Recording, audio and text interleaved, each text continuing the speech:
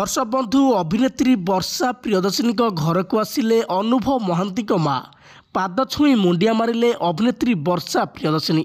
एवं अनुभव महांती एवं वर्षा प्रियदर्शिनी होगापी जाऊँगी आपस समाधान शेष में राजी होती अनुभव महांती वर्षा प्रियदर्शिनी को निजर करने।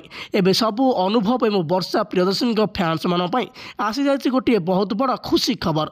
एवं सोशल मीडिया रे वर्षा प्रियदर्शिनी घर को जाइथार किछि फोटो भाइराल होछि अनुभव महांती माँ फोटो देखापी मिलूँ बहु वर्षा पाद छुई मुंडिया मारिया सहित तांको खूब चर्चा करिसेंती आ गोटे जगार बसी बहुत सारा कथबार्ता होइछंती।